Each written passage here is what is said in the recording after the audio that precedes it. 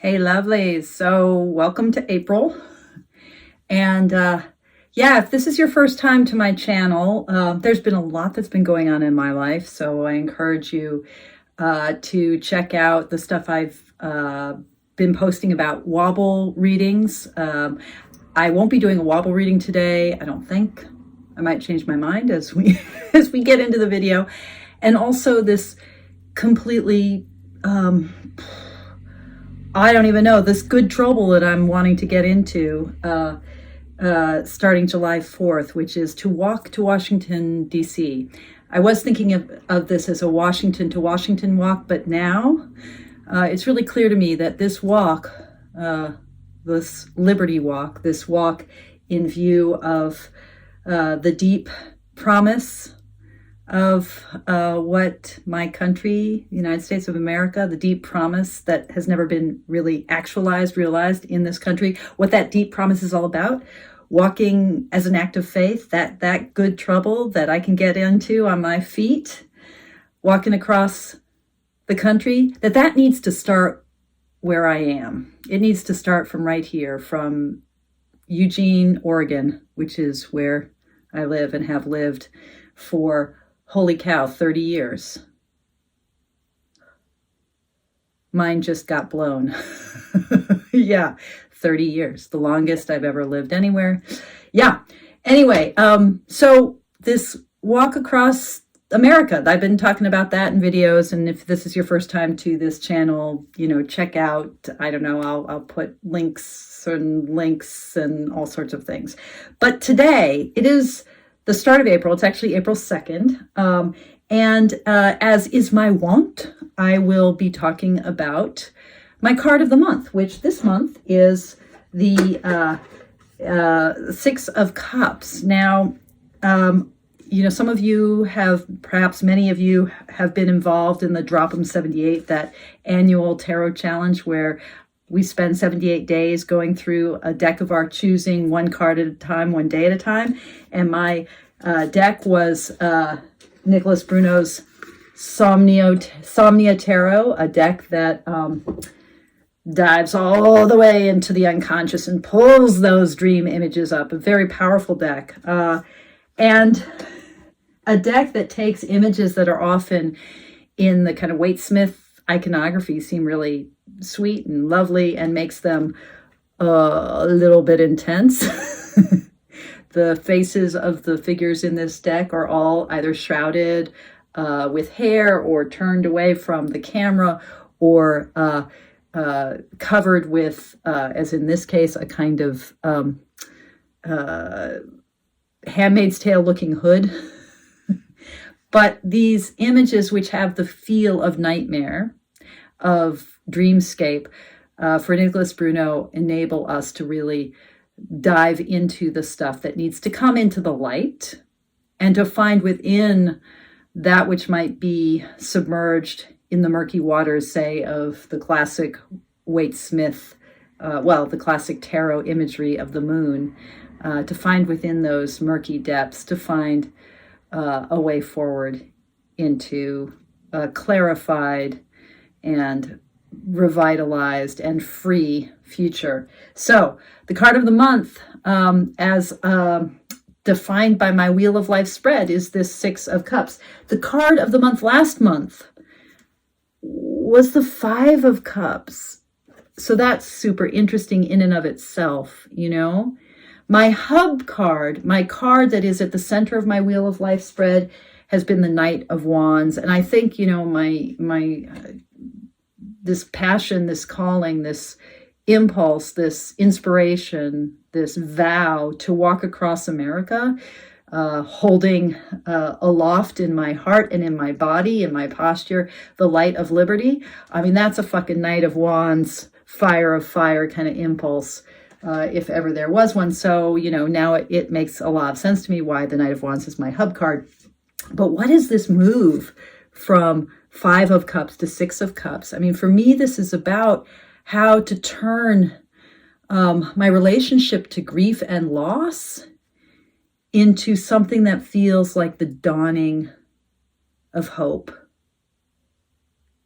You know, the Six of Cups has so much of this flavor of that which we knew easily as children, that reservoir, that deep well of imagination, of faith, of spirit, of all things watery, that we were able to dip into as children. We were able to fill our buckets easily. And then we grew up. And then we grew up and we realized things like grief, loss.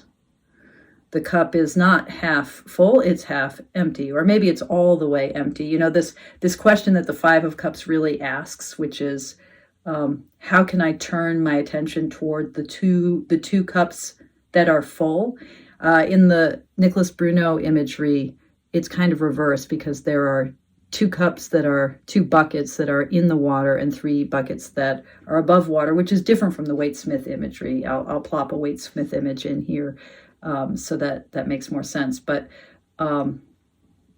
in general, whether it's two or three, you know, the Five of Cups, like all the fives in tarot, is a card that's about pivoting, about these moments of turning away and turning toward, these moments of potential conflict, of differentiation, of highs and lows, of hierarchy. Sometimes if you think about like a card like the fifth of the major arcana, the Hierophant, or the Devil, the 15th of the major arcana, where the imagery of those cards really does invoke and evoke a sense of above and below, of differentiation, of tension, of power. And so the Five of Cups, what that five energy, that pivotal energy, that differentiating, conflictual, potentially, energy of the five brings to the land of water, to the land of the heart, the land of the cups, is this awareness of loss, that our hearts can be broken. And so last month, as I was kind of contemplating whether I was really going to walk across America, does that even make sense? Much less is it doable? Like, can I logistically stand up this effort? Can I make it happen? As I was contemplating it, I was like, okay, can I turn my heartache into hope?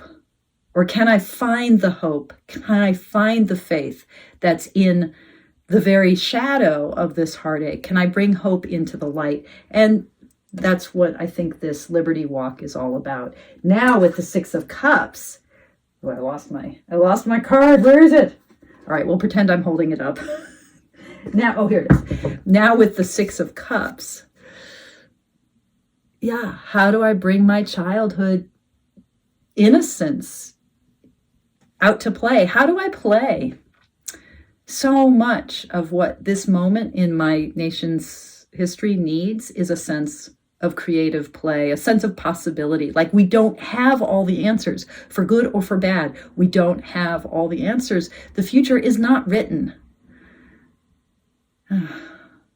Can we open ourselves to possibility? Can we, I remember as a little kid, I remember like that feeling that I would have. I'd love to read all the fantasy books. I mean, I grew up long before Harry Potter. I would have loved Harry Potter as a kiddo.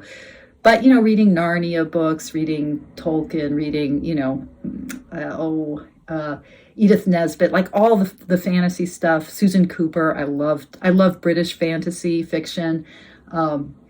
Zilpha Keatley Snyder. If these names mean anything to you, well, hello there, Gen Xer.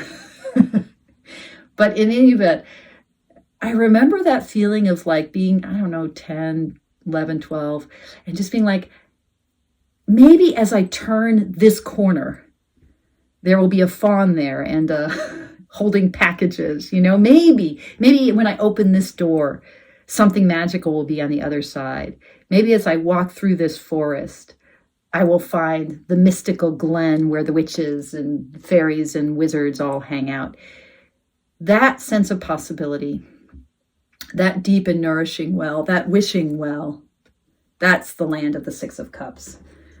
So, yeah, how do I take my fire of fire, my Knight of Wands, and like head toward that sacred well? Okay, so now comes the moment, the changing of the talisman. So some of you know that I wear around my neck a tarot talisman, and it corresponds to my card of the month in my Wheel of Life. So I've got my 5 of Cups here. I love these Charmcast tarot tiles. They're so fabulous, and they're magnetic, or the pendant is magnetic, and they pop right out. And now to put my 6 of Cups around my neck and to carry that childlike faith through the month of April. Okay, that's all I got. Lovely to hang out with you. Let me know how you're doing. Hang in there. And as always, thank you for your practice.